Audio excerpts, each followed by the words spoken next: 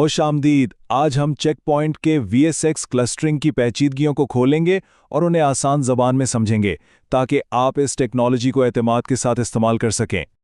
तो चलें देखते हैं कि आज हम क्या क्या सीखने वाले हैं। हम बिल्कुल बुनियादी बात से शुरू करेंगे कि VSX क्लस्टर होता क्या है, फिर इसके डिज़ाइन से मुताल्लिक अहम फैसलों पर बात करेंगे और आखिर में कुछ एडवांस्ड कॉन्फ़िगरेशंस को भी देखेंगे। अच्छा, गहराई में जाने से पहले एक बहुत ज़रूरी बात। यहाँ जो भी मालूमात दी जा रही हैं वो सिर्फ स्टैंड अलोन VSX गेटवेज के लिए हैं।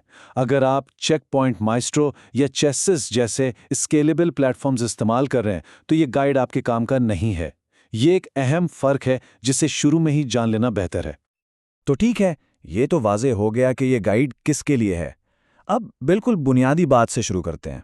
आखिर ये VSX क्लस्टर है क्या और नेटवर्क सिक्योरिटी में इसका क्या किरदार है? सीधे अल्फाज में कहें तो VSX क्लस्टर दो या दो से ज़्यादा सिक्योरिटी गेटवेज को एक टीम की तरह काम करने देता है।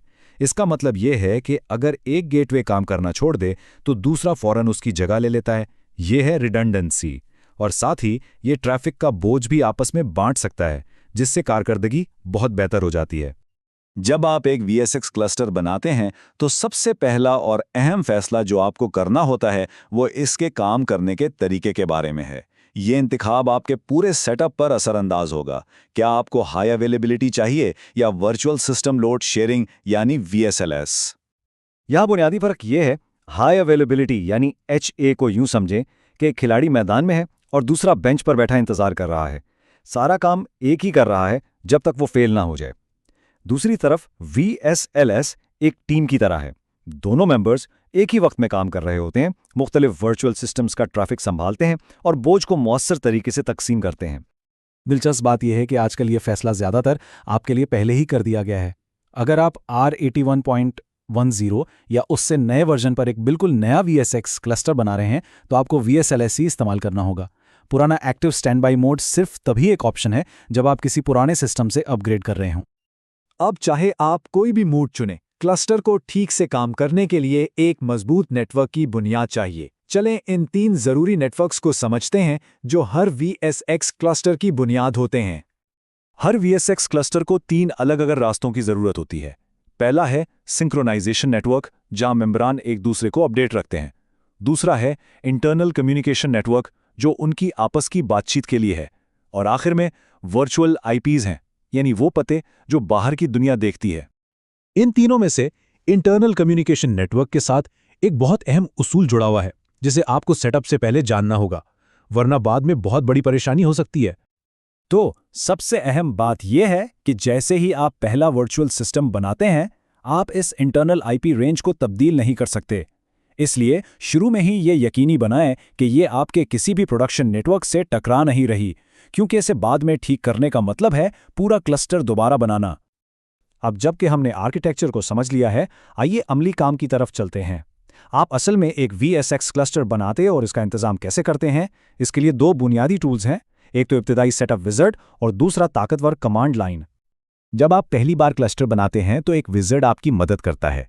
आप प्लेटफॉर्म चुनेंगे, हर मेंबर को उसके IP और एक्टिवेशन की के साथ शामिल करेंगे, अपने इंटरफेस को ट्रंक के तौर पर सेट करेंगे और आखिर में सिंक्रोनाइजेशन नेटवर्क की वजाहत करेंगे। ये एक सीधा साधा अमल है। लेकिन रोज़मर्रा के इंतज़ाम के लिए आप command line utility VSX util का इस्तेमाल करेंगे। ये बहुत ताकतवर है, लेकिन इसके अपने सख्त उसूल हैं। जैसा कि आप देख सकते हैं, मेंबर को शामिल करने या हटाने जैसी कार्रवाइयों के लिए कुछ शर्तें पूरी करनी होती हैं, जैसे कि डेटाबेस को अनलॉक करना या लाइसेंस को अलग करना। इन इक़दामात को नज़रअंदाज करने से मसाइल पैदा हो सकते हैं। क्योंकि VSLS ही अब नया मेयार है, तो चलें ज़रा इसकी गहराई में चलते हैं और देखते हैं कि ये कैसे काम करता है। VSLS एक तीसरी मेंबर हालत मुतारिफ कराता है जो बुनियादी तौर पर क्लस्टर के काम करने के तरीके को बदल देती है। यह सबसे बड़ा फर्क बैकअप स्टेट है। एक्टिव और स्टैंड बाय मेंबर्स के बरक्स बैकअप मेंबर को हर कनेक्शन के लिए रियल टाइम स्टेट अपडेट्स नहीं मिलते।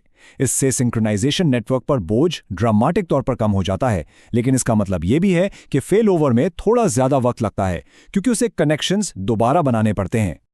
VSLS को ठीक से चलाने के लिए ये 3 चीज़ें समझना बहुत ज़रूरी हैं।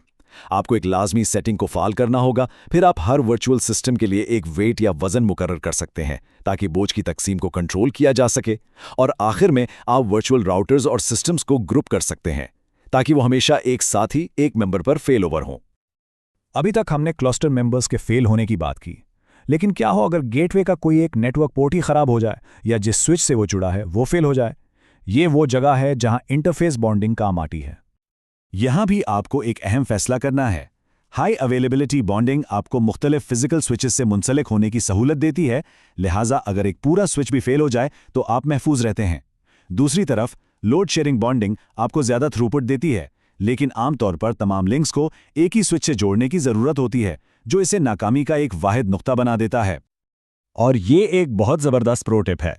फर्ज करें कि आपके लोड शेयरिंग बॉन्ड में 4 इंटरफेस हैं। आप इस कॉन्फ़िगरेशन फाइल में बता सकते हैं कि बॉन्ड उस वक्त तक फाल समझा जाएगा जब तक मिसाल के तौर पर कम से कम 2 इंटरफेस काम कर रहे हों। यह आपको इस बात पर मुकम्मल कंट्रोल देता है कि नाकामी का क्या मतलब है। तो हमने बुनियादी तसव्वुरात से लेकर एडवांस कॉन्फ़िगरेशंस तक सब कुछ देख लिया, क्लस्टर मोड्स के इंतखाब से लेकर इंटरफेस बॉन्डिंग की बारीकियों तक। अब जबकि ये सारे टूल्स आपके पास हैं, सवाल ये है आप उन लचक और कारकर्दगी की तहों को किस तरह जोड़ेंगे ताकि एक वाकई मजबूत और काबिल-ए-एतमाद सिक्योरिटी आर्किटेक्चर बनाया जा सके।